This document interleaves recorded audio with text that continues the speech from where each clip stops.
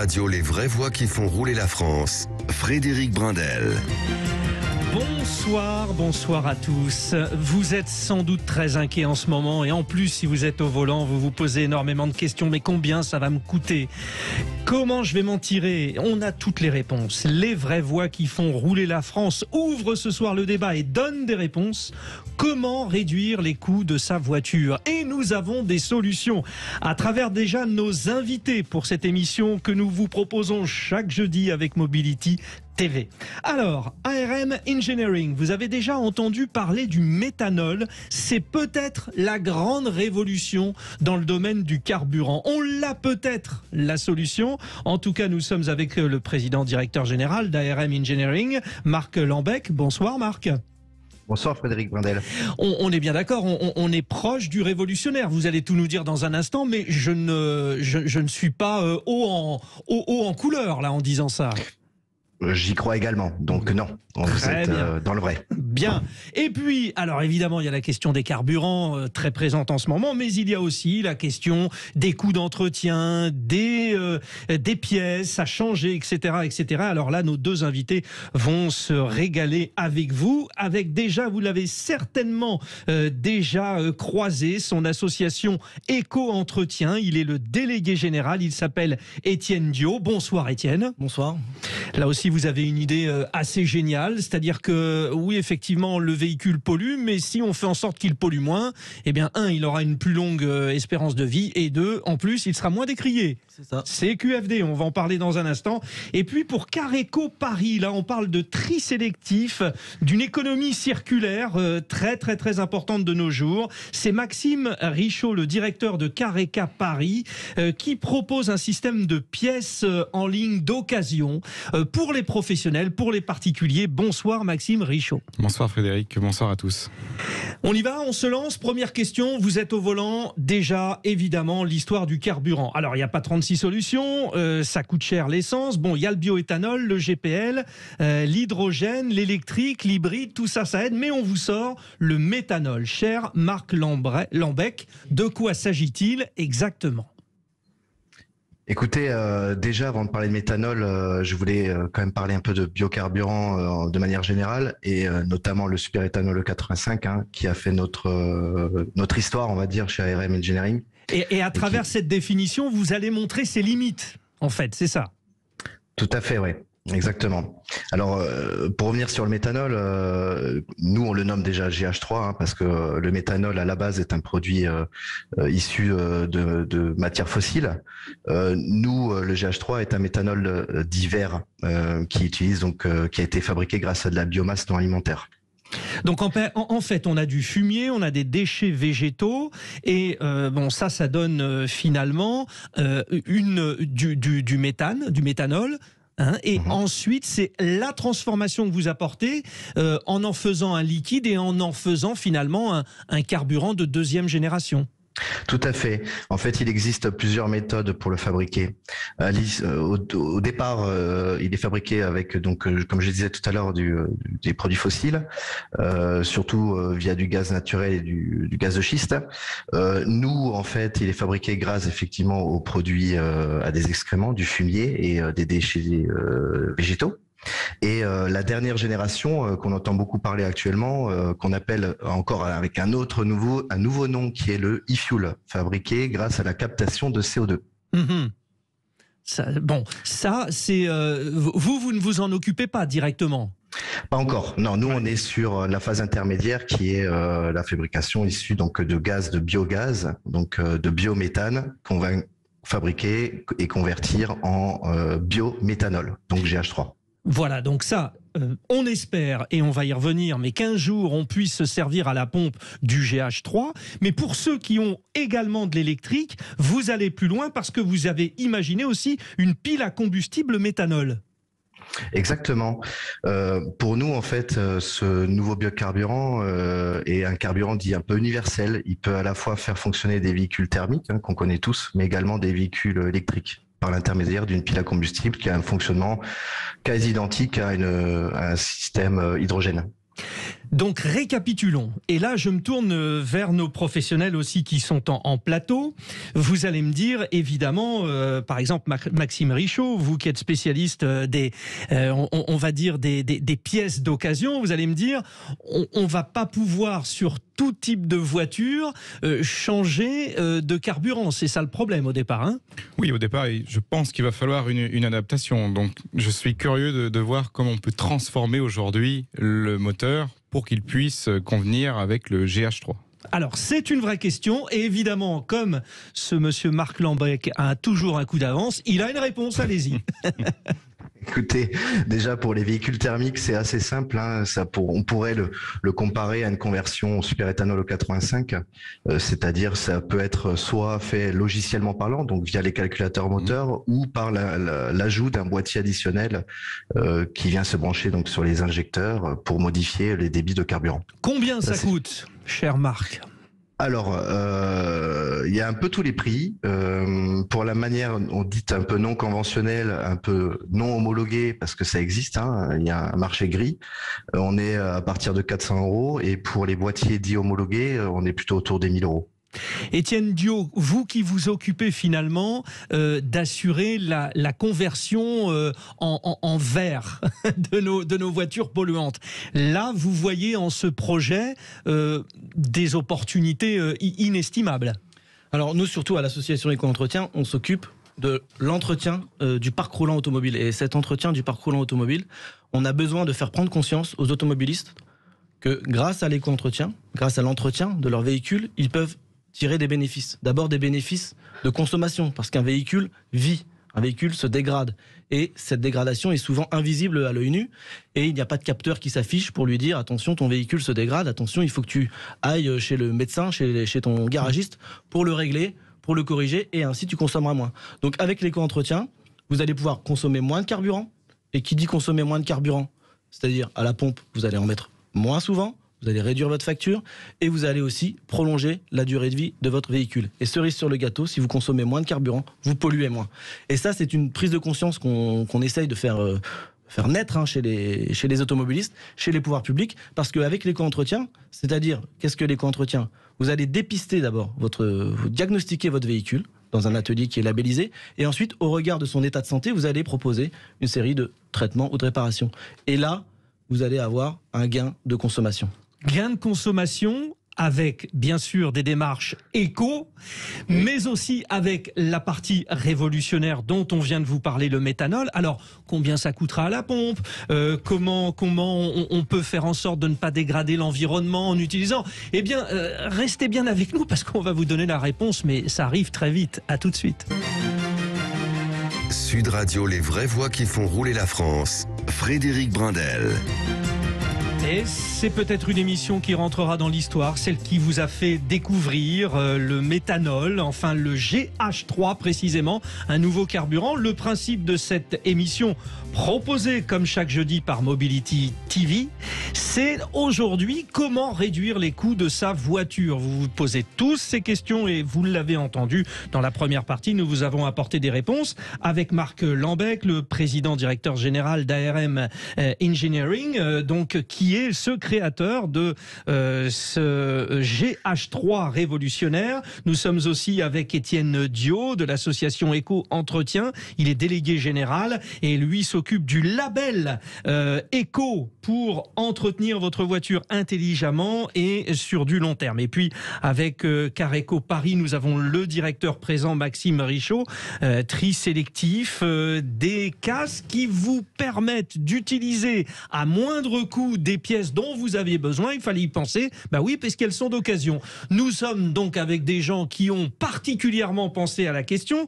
Parmi les questions, nous y allons. Donc, ce GH3, on l'a expliqué, Marc Lambec, il a un intérêt.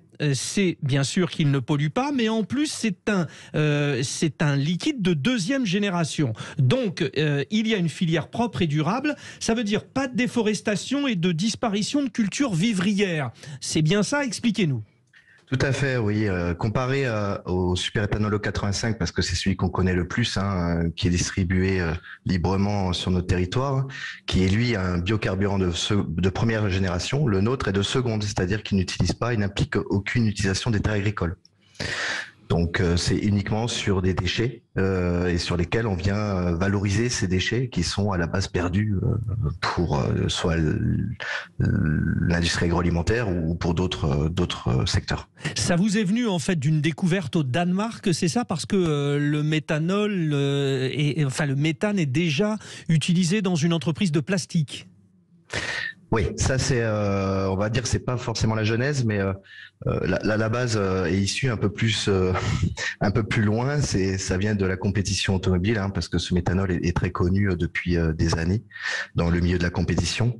Et le connaissant moi particulièrement, parce que je suis un fan du sport automobile, j'ai pu voir d'autres applications et j'essaie d'allier en fait l'utile à l'agréable, comme on dit, allier les deux et de trouver des nouvelles solutions avec ce méthanol. Et voici le premier verdict. Marc Lambec, quel serait le prix du GH3 à la pompe? Alors ça c'est une grande question. Aujourd'hui il n'existe pas à la pompe et c'est un peu un problème pour nous d'ailleurs, c'est un verrou. Mais si nous faisons des plans sur la comète, on pourrait l'estimer aux alentours aujourd'hui en tout cas à 1,50 € dans des faibles volumes. Je reste encore raisonnable parce que si... Mais s'il y a une forte consommation, on peut imaginer que ça descende peut-être à 1,2 € le litre, c'est ça? Alors oui, aujourd'hui on est à 1,90 pour rien vous cacher. Ouais. Avec plusieurs millions de litres, effectivement, on s'approcherait des 1 €. Et maintenant, il faut évidemment que ça se développe. Qu'est-ce qui empêche finalement? C'est la volonté gouvernementale, sachant qu'on imagine quelqu'un qui équipe sa voiture, qui l'alimente au GH3, il va faire un certain nombre de trajets en France, d'accord, mais il peut aller aussi en Europe, donc c'est bien que tout le monde s'y mette en Union européenne, c'est ça l'idée. Alors oui, peut-être là vous allez même un peu trop loin parce que... vous m'avez mis l'eau à la bouche.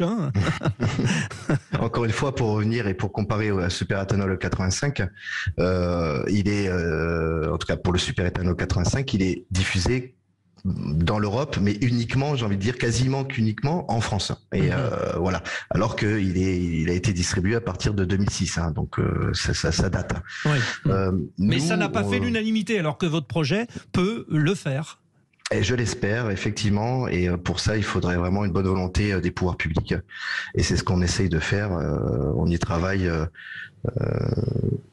très durement. Donc une solution, on en a parlé donc avec vous, avec Étienne Dio aussi, parce que lorsqu'il évoque son association Éco-Entretien et tout le travail de ces professionnels labellisés, le but c'est de consommer moins également de carburant. Intéressons-nous aux pièces de rechange. Careco Paris, donc là c'est très important, il y a un stock à disposition des pros et des particuliers. On se le dit, Maxime Richaud, vous êtes le directeur, je le rappelle, de Careco Paris. On fait appel à vous et en fait, vous dites tiens, ça j'ai telle ou telle pièce, on va l'acheter plein pot si elle est neuve et on est, désolé, mais assassiné. Et vous dites non, c'est pas le même prix. C'est ça l'idée. Tout à fait. Alors, notre métier premier est de recycler les véhicules. Donc, que ce soit des véhicules sinistrés ou des véhicules en fin de vie. C'est la casse auto, Ouais. Oui, alors, on n'emploie plus aujourd'hui le terme casse chez Careco. Alors, des casses, il peut encore en exister. Nous, aujourd'hui, on a industrialisé le métier et on a mis de la qualité et de la garantie. Comment cela s'interprète? C'est qu'aujourd'hui, lorsqu'un véhicule rentre dans l'une de nos chaînes de démontage, on va expertiser chacune des pièces et sélectionner les pièces qui vont être aptes à avoir une seconde vie. Pour qu'elle passe toute la batterie de tests, on va effectuer donc des tests mécaniques, des tests de résistance. Et enfin, on va procéder au nettoyage et au référencement de ces pièces-là. Le but étant donc de proposer une seconde vie, tout en rassurant le client, qui peut être un particulier ou un professionnel, dans l'achat de cette pièce détachée. Et pourquoi ça n'a pas été inventé avant, ça? Parce que ça paraît tellement évident.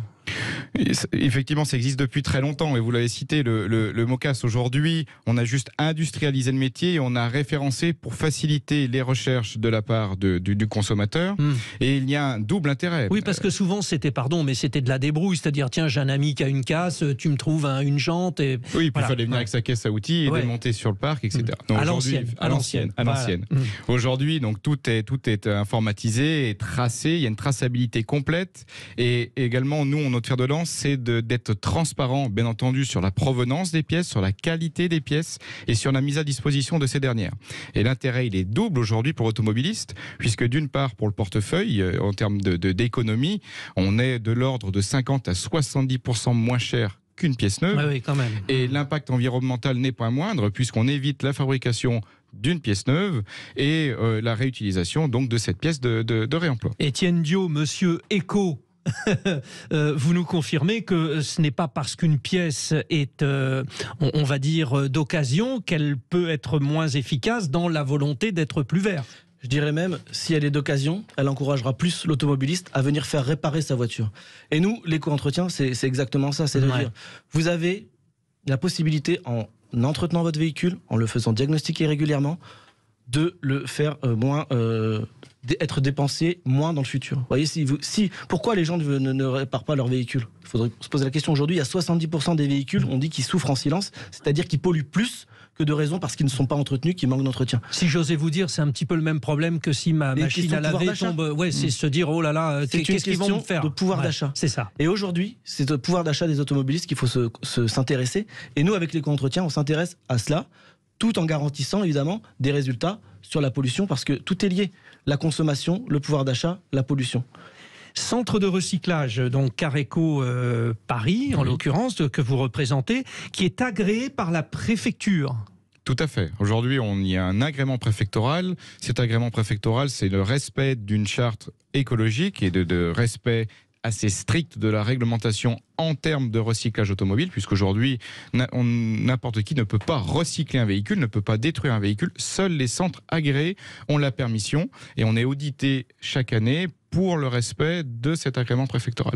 Marc Lambec, vous êtes d'une certaine manière un peu cousin parce que vous êtes dans le recyclage. C'est ça l'avenir du véhicule.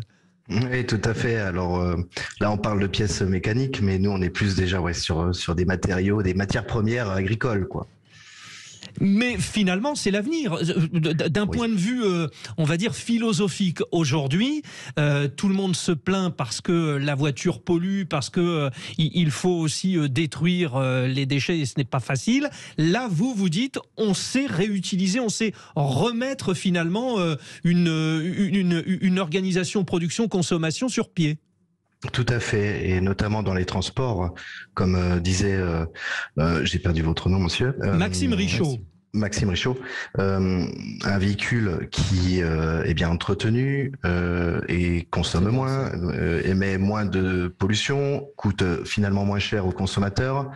Donc effectivement, nous on essaye de valoriser des choses qui sont aujourd'hui pas valorisables dans le même objectif, quoi, finalement. Alors, c'était Maxime Richaud, mais aussi Étienne Dio qui l'a dit. Étienne Dio, excusez-moi. L'éco-entretien. Non, mais c'est moi qui vous ai dit, parce qu'au départ, vous me dites qui a dit, donc j'avais une chance sur deux, donc forcément, j'ai perdu. Ouais, à distance, c'est pas facile, excusez-moi. L'éco-entretien, donc un nouveau service d'entretien économique, écologique, pour limiter les surémissions de polluants. On essaye on va dire, de résumer tout ce que vous venez de nous dire. Bon. Concrètement, aujourd'hui, on veut bien manger, on va dans un restaurant où il y a 2 étoiles de guide Michelin, etc. Là, on veut être sûr d'avoir une réparation intelligente et à moindre coût. On regarde s'il y a le label. Exactement. On a aujourd'hui 500 garages labellisés. En fait, ce sont des professionnels qui se sont engagés dans cette démarche. Il y a une démarche d'expertise, d'apport de qualité à l'automobiliste et une démarche environnementale, parce qu'on est aussi une profession qui doit prendre conscience de l'importance de l'environnement aujourd'hui auprès des pouvoirs publics et auprès des consommateurs. Donc, effectivement, on ne prend pas les citer, on a Noroto, on a Autodistribution, on a Speedy Feu Vert, enfin. Eux, ce sont des gens qui s'engagent dans cette démarche. D'accord, Point S, tout ça, non, pas encore? Non, pas encore, on aimerait bien d'ailleurs, ils pourraient nous rejoindre également. Vous lancez l'appel, c'est entendu. Et je lance un appel en fait à tous les professionnels. Parce qu'aujourd'hui, il y a une attente des automobilistes. Aujourd'hui, l'âge moyen du véhicule, c'est 12 ans. C'est 12 ans. Les gens n'ont pas les moyens de changer de voiture. Et il y a une norme juridique qui va arriver au 31 décembre 2024, ce sont les ZFE. Les ZFE, c'est 43 agglomérations sur le territoire, les agglomérations de plus de 150 000 habitants. C'est pour les diesels vieux de tant d'années, non? Eh bien, justement, chacun croit que ça concerne Paris, l'Île-de-France. Non, ça va concerner à peu près tout le monde sur le territoire et ça va concerner les critères 5, les critères 4 et les critères 3. aussi. Les critères 3, c'est des véhicules de 11 ans, de 2010, les diesels de 2010. Aujourd'hui, nous, la semaine prochaine, je vous donne un scoop, on va lancer une étude, on va annoncer les résultats d'une étude entre les Français, les rapports entre les Français et les ZFE. Ce dont on va s'apercevoir, c'est qu'il y a un sujet majeur, un risque social majeur. Donc qu'est-ce qu'on fait pour ces automobilistes qui vont être exclus de ces zones parce qu'ils ont des véhicules trop anciens? Ils cherchent à acheter des pièces d'occasion, c'est qu'ils n'ont pas les moyens d'en acheter des neuves. On leur donne 100 € de chèque énergie parce qu'ils n'ont pas les moyens de mettre de l'argent dans leur véhicule. Qu'est-ce qu'on fait pour eux? Et nous, on lance cette alerte au pouvoir public. On leur dit, il y a 40 millions de véhicules dans le parc roulant. Ces véhicules ne vont pas disparaître du jour au lendemain. L'électrique, oui, on en a besoin. Si on agit sur le parc roulant, il y a un gain d'émissions à gagner. Parce que si on ne fait rien, on ne gagne rien. Si C'est-à-dire qu'on leur donne un peu plus d'espérance de vie à nos bonnes vieilles voitures, c'est un peu ça. Oui, et on les fait polluer moins si on les entretient. Et on s'était battu. En général, 60% des problèmes, c'est le moteur encrassé, c'est ça? Oui, en général, il y a des problèmes d'injection, des problèmes d'encrassement, mais ça, c'est invisible à l'œil nu. Or, si on les traite, c'est comme quand on fait des soins chez le dentiste, j'ai l'habitude de dire. Vous allez chez le dentiste, si vous soignez une carie, c'est mieux que de remplacer par une couronne. Donc là, nous, c'est l'intérêt du label éco-entretien, c'est de garantir de la qualité, du résultat, moins de pollution, moins de dépenses. Et on essaye de se battre auprès des pouvoirs publics, pour ces ZFE notamment, que les véhicules bien entretenus, grâce à un label encadré par la profession, puissent bénéficier d'une dérogation de circulation. On voudrait leur donner un espoir à ces automobilistes. Ça fait finalement plusieurs combats. On a celui du GH3, on a le vôtre, on a vous aussi sur les pièces d'occasion. Alors vous parliez de dentiste, on doit faire un petit bridge nous. Et puis très très vite, on vous donne une dernière grosse astuce pour économiser. Ça coûte cher les voitures. On est en train de vous prouver qu'on peut économiser. C'est bien, à tout de suite. Sud Radio, les vraies voix qui font rouler la France. Frédéric Brindel.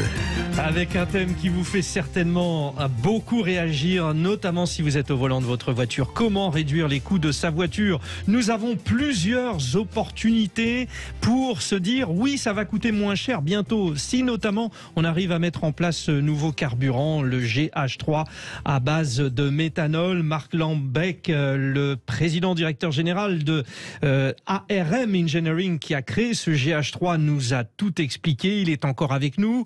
Nous avons aussi parmi les invités Careco Paris, Maxime Richaud, son directeur. Eux, ce sont des chirurgiens de nos voitures. Ils les dépecent et puis ils récupèrent ce qui fonctionne bien. C'est comme le don d'organes finalement. Alors on a récupéré une jante, on a récupéré un frein et puis on le donne aussi bien aux particuliers qu'aux professionnels, plus même aux professionnels. Oui, aujourd'hui on travaille essentiellement avec les professionnels dans le but de les fournir avec les pièces détachées d'occasion qui eux-mêmes vont les monter sur les véhicules de leurs clients. Et donc ça coûte moins cher, charge aux professionnels qui revendent bien sûr de jouer le jeu et de pas se le faire comme si c'était bon. Bien sûr, on fait confiance à tout le monde. Mais justement, pour faire confiance à tout le monde, on a le label de l'association Éco-Entretien avec son délégué général, Étienne Dio, qui est là. Vous nous rappelez comment on définit le fait que tel ou tel professionnel puisse avoir le label Entretien Éco? Le label Éco-Entretien, c'est simple. C'est d'abord acquérir une machine d'analyse Saint-Gaz, parce qu'en fait, la base du diagnostic de l'éco-entretien, c'est l'analyse des gaz du véhicule. Avant de changer la pièce et d'utiliser la pièce de réemploi de Careco, il faut savoir quelle pièce on va changer. Et pour ne pas changer à l'aveugle, il faut avoir un diagnostic précis du véhicule. Ce diagnostic précis, on l'obtient par, la prise de sang du véhicule. On a parlé tout à l'heure de don d'organes. Avant de donner son organe, ils vont savoir si le patient va bien. Oui. Donc on fait la prise de sang par l'analyse des gaz. Ça dure 3 minutes. Donc moi, j'invite les automobilistes qui sont dans leur voiture à se rendre dans un centre labellisé Éco-Entretien, un garage labellisé, et se poser la question comment va ma voiture? Et si je l'améliore un petit peu, si je lui fais un petit traitement, si je change une pièce, peut-être que je changerai une pièce en prévention, parce que une pièce va me coûter X euros aujourd'hui, elle me coûtera peut-être 10 fois plus cher quand elle sera vraiment cassée. Donc cette prévention, l'analyse des gaz, diagnostic précis, nettoyage ou réparation. Réparation, le bout du bout, c'est vraiment la réparation avec la pièce d'occasion. Parce qu'aujourd'hui, quelle est la préoccupation majeure des Français? Oui, la pollution, mais c'est le pouvoir d'achat. Les automobilistes, la voiture, ça coûte cher. Et si on diagnostique précisément la panne, évidemment, on va avoir une facture beaucoup moins élevés. Et messieurs, tous les trois, vous avez apporté des solutions. Eh bien, j'ai une dame qui va vous en apporter d'autres, encore des solutions. C'est Marie Reboul. Bonsoir Marie Reboul. Bonsoir Frédéric. Getaround, qui s'est emparé de Drivey et qui a donné naissance à un géant de la location de voitures entre particuliers. Au départ, une start-up américaine donc, qui s'est implantée en Europe, 170 villes en Europe, 6 pays. Il y avait 5 millions d'utilisateurs aux États-Unis. C'est conséquent. Alors, on va y aller, on connaît bien sûr les Airbnb, de temps en temps on met à disposition son appartement pour quelqu'un qui en a besoin sur une semaine. Là c'est le même principe et c'est notre bonne vieille voiture. Exactement. Alors, on est même présent dans 500 villes. On est une plateforme de location de voitures en autopartage. Donc, vous avez d'une part des propriétaires de voitures qui mettent leurs véhicules en partage sur la plateforme et de l'autre des conducteurs qui vont louer ces voitures pour quelques heures ou pour quelques jours. Alors, qu'est-ce que vous en pensez, vous, messieurs, autour de la table? Parce que c'est une philosophie. Marc Lambec, par exemple, il faut se dire, tiens, je vais prêter ma voiture. C'est, tiens, je vais prêter aussi mon appartement. C'est pas facile, ça, hein? J'imagine que ça doit être une démarche assez compliquée. Ton propriétaire de véhicule, c'est sûr qu'il va falloir y réfléchir à 2 fois. Mais je pense que c'est une excellente solution pour réduire les coûts et surtout que la mobilité change très rapidement. Et c'est une solution très bien, je pense. Marie Reboul, rassurez-nous, on a la même inquiétude avec Marc. Prêter sa voiture, parce que évidemment, quand on loue son appartement, on peut voir qu'il y a des dégradations, mais l'usure de la voiture, ça fait partie du jeu aussi. Exactement. Alors, déjà, je rassure tout le monde, on a une très bonne assurance et vous êtes évidemment assuré à la fois en tant que locataire et à la fois en tant que propriétaire quand vous partagez votre voiture sur la plateforme. Vous nous faites pas de coup des loueurs de voitures qui, tiens, il y a une petite rayure, je vous prends 3000, quoi. Non, on est assez transparent sur le sujet. Et par ailleurs, ensuite, au-delà de ça, c'est une histoire parfois de bon sens pour nos propriétaires, de se dire, j'ai un véhicule, je l'utilise pas forcément 100% du temps, et du coup, je vais le mettre en location sur la plateforme pour rentabiliser les coûts, rentabiliser l'entretien, l'assurance, le stationnement, tous ces frais qui peuvent finalement s'accumuler assez vite. Maxime Richaud, on sait qu'il y a beaucoup de voitures qui ne servent pas, par exemple, toute la semaine. Certaines la prennent que pour le week-end. Oui, tout à fait. Donc, effectivement, ça permettrait aux propriétaires de véhicules qui ne s'en servent pas la semaine de pouvoir amortir une partie du coût de l'entretien ou de réparation dans la location de leur véhicule. Ou également, lorsque l'on est en déplacement, ça peut être une alternative à la location de véhicules. Et un point aussi important, on a parlé tout à l'heure de ZFE, peut-être aussi, lorsque je me rends dans une zone qui est dédiée ZFE, peut-être louer un véhicule qui soit en adéquation avec cette zone. Vous êtes en train de nous confirmer que grâce à Sud Radio ce soir et à Mobility TV, on est en train de créer une chaîne pour faire en sorte que nous tous, nous consommions moins avec notre voiture. Vous avez des partenariats aussi, alors avec des marques et puis aussi avec Uber. Expliquez-nous. Alors, on a des partenariats effectivement avec différentes marques. On a aussi pas mal de partenariats pour permettre aux propriétaires de voitures sur la plateforme d'avoir accès, par exemple, à des tarifs avantageux pour du stationnement. Ça fait partie des choses. Je reviens juste sur un point. On a parlé d'avantages pour les propriétaires. Oui. Il y a aussi un gros avantage pour les locataires de voitures, parce qu'en vous donnant accès à un véhicule quand vous voulez, où vous voulez, on vous permet aussi de vous déposséder de votre voiture personnelle, à la fois d'éviter l'achat d'un véhicule, mais aussi d'économiser sur tous les frais qui sont associés à la possession d'une voiture au quotidien. On passe par quoi? Par un site internet? Par un téléphone? On fait quoi? C'est ça, on passe soit par le site internet getaround.com, soit par l'application. Si vous êtes propriétaire, vous avez un formulaire si vous voulez déposer votre voiture. Vous pouvez très facilement simuler les revenus que vous allez faire sur la plateforme. Et si vous êtes locataire, en quelques clics, vous pouvez réserver une voiture. Ça peut être une voiture qui est littéralement en bas de chez vous et vous pouvez même la déverrouiller avec l'application. Donc pas d'attente au guichet, pas besoin de vous rendre en agence. Vous pouvez trouver une voiture où vous voulez et pour tous vos besoins de mobilité. Donc c'est-à-dire que ça peut être des citadines, ça peut être une familiale pour partir en vacances. Ça peut aussi être un utilitaire, par exemple, pour déménager. Étienne Dio, réaction philosophique? J'ai une réaction, je voudrais savoir comment vous connaissez l'état de santé de la voiture qu'on va louer. Et je me demandais si vous n'auriez pas intérêt à faire passer un éco-entretien à toutes les voitures que vous allez louer. Allez, réponse. Une garantie pour le loueur et pour le propriétaire. On parlait de la synergie, on y est. Réponse. On parlait de partenariat, je pense qu'on pourra en discuter après, justement. Alors, on n'accepte pas tout type de véhicule sur la plateforme. On a évidemment des contraintes sur l'âge, sur le kilométrage. Et on encourage énormément nos propriétaires à entretenir, évidemment, leur véhicule. On a aussi pris des engagements forts pour améliorer la qualité énergétique de la flotte. Donc, notamment, on s'est engagé engagé sur le fait qu'à partir de 2030, on acceptera uniquement des véhicules bas carbone et des véhicules électriques sur la plateforme. Pourquoi pas des véhicules avec certains labels d'entretien, ça serait tout à fait envisageable. Parce qu'aujourd'hui, il y a évidemment le critère du pouvoir d'achat sur la location de voitures en autopartage, mais il y a aussi le critère environnemental qui est très important aussi pour les personnes qui nous utilisent. On sait qu'un véhicule en autopartage, ça remplace 5 véhicules individuels en moyenne. Ça permet de réduire ses émissions de 40% en moyenne par an. Vous êtes au salon actuellement de la Porte de Versailles, Autonomie ? On est au salon Autonomie, stand F12, si je ne dis pas de bêtises. Bon, c'est le dernier jour aujourd'hui. On a eu une belle table ronde hier et on a rencontré pas mal d'acteurs du secteur, qui est un secteur bouillonnant. Ça fait plaisir de vous entendre. Vraiment, merci à vous, Marc Lambec, et longue vie au GH3. Vous faites les démarches auprès du gouvernement pour avoir le soutien, c'est ça, on est d'accord ? Je fais que ça. Écoutez, je fais que ça. C'est le principal travail aujourd'hui. Allez, courage à vous. Bravo. Et puis longue vie au label de l'association Éco-Entretien, Étienne Dio. Avec vous, on sera finalement rassuré. Et puis, bien vu, cher chirurgien de la voiture. Vous, Maxime Richaud. Et puis d'une certaine manière, je suis content de savoir que ma bonne vieille voiture, son volant, il servira sur une autre. Ça, c'est sympa, ça. Tout à fait. On les a humanisées, nos voitures, finalement. Merci à tous. Sur Sud Radio, c'est le rendez-vous avec Yvan Cujous, le Loft Musique. C'est Lilian Renaud, l'invité ce soir. Un grand merci, bien sûr, à Mobility TV et puis à notre réalisateur incontournable, le génial Jamel Abdelhak.